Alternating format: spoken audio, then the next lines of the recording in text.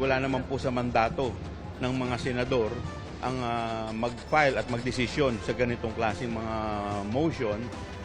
In fact, ito po ay gawain dapat ng defense. Parang lumalabas po dito, sila na rin ang nag-aabogado sa ating Vice Presidente. Bago po yan, iginit ni Senate President at Presiding Officer Francis Escudero na hindi pwedeng tumanggi ang Kamara sa utos ng impeachment court. Saksi, si Mav Gonzales.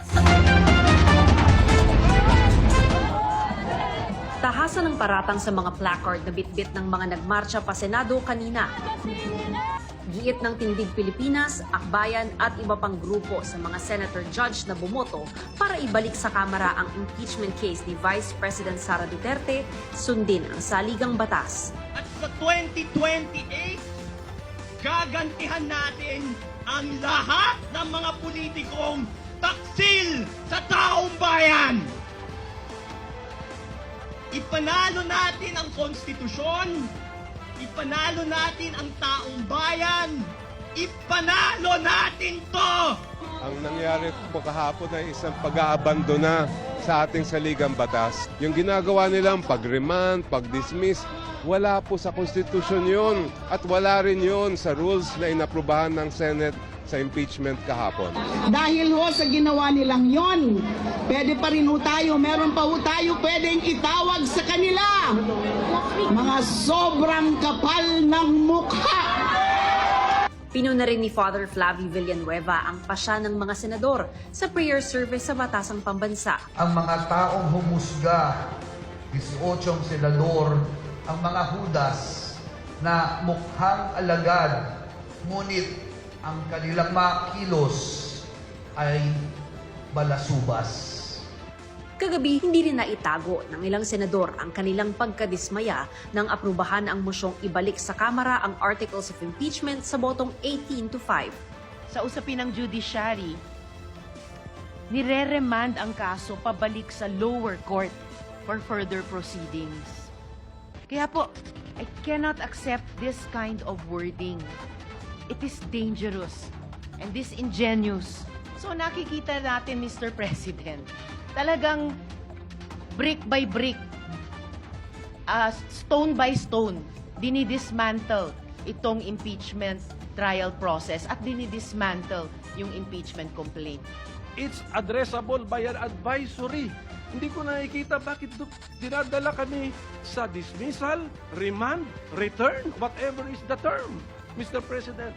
Hindi ko alam bakit kailangan tayo bakit na tayo namimilipit na ipasok ang isang word that is a synonym or can mean dismissal. I do not understand.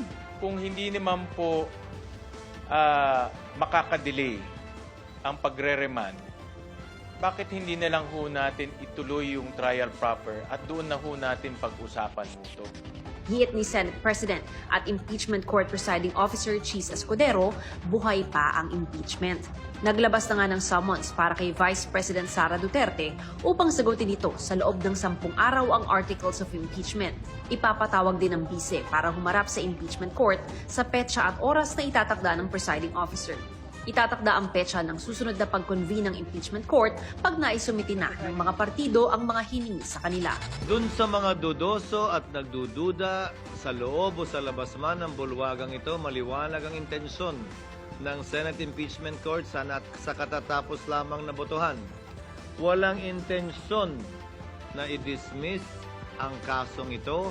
Ang intensyon ay mabigyan ng pagkakataon ang mga prosecutors na sumagot sa ilang tinuturing mga katanungan nang hindi inaaksaya ang panahon ng korte. Ang House Prosecution Panel hindi muna tatanggapin ang ibabalik ng Senado na impeachment complaint. Magpapadala sila ng mosyon sa Senado para sa klarifikasyon. I would defer receiving the articles of impeachment from the Senate, including whatever orders they will be transmitting to us. This is not disobedience. Definitely, ang gusto lang po natin mangyari is to seek guidance. Naguguluhan pa rin kami at hindi namin maintindihan kung bakit ibabalik po ito sa amin. May dalawang hinihingi ang Senado sa Kamara.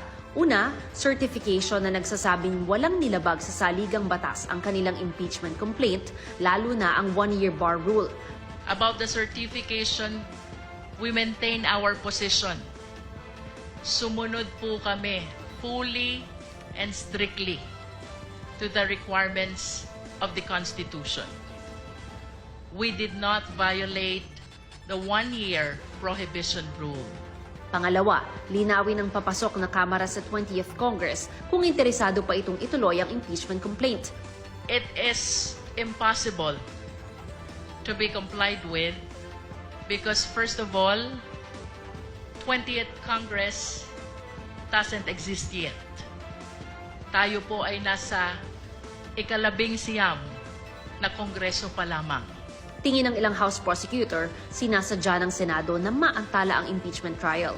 So if it's impossible to comply with such an order, how can we move forward? Kaya sinasabi namin na parang dapat it should be baliwala lang yung order na yun kasi it's impossible to do as of the time.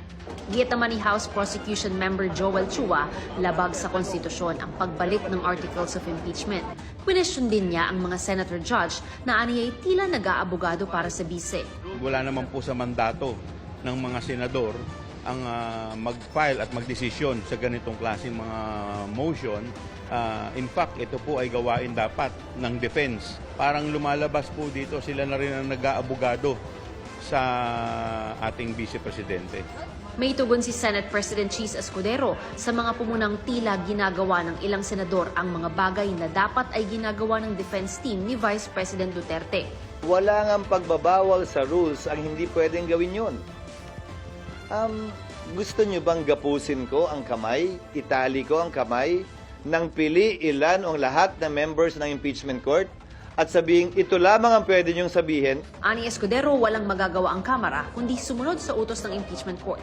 Hindi ito House at Senate kung saan co-equal ang mga ahensyang yan. Sa parte ng impeachment, korte ang Senado, prosecutor ang Kamara. Wala sa lugar para sa akin ang Kamara na hindi sumunod sa ipinag-uutos ng impeachment court.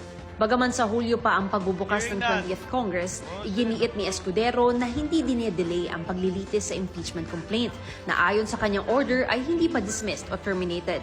Itong paghingi namin ng impormasyon, dagdag na trabaho siguro sa prosecution. Pero ano naman ngayon, nakala ko ba gigil na gigil sila dito? Ito yung trabaho nila. Pero paano makakadelay? Wala naman pwedeng mangyari. In fact, mapapabilis pa dahil habang nakarecess kami, habang walang trial, habang hindi pa pumapasok ang ika-20 Kongreso, ay magagawa na nila to at mapaghahandaan. Sa mga nagsasabi namang unconstitutional ang ginawa ng impeachment court, sabi ni Escudero, Tinagalan ko yun. Subalit tulad ng sinabi ko sa aking talumpati nung nagdaang Lunes, Korte Suprema lamang ang pwede magsabi kung ano ang legal at hindi, kung ano ang constitutional at hindi. Kasaysayan lamang, with the benefit of hindsight, ang pwede makapagsabi kung sino din ang tama at mali. para sa GMA Integrated News, ako si Mav Gonzalez, ang inyong saksi.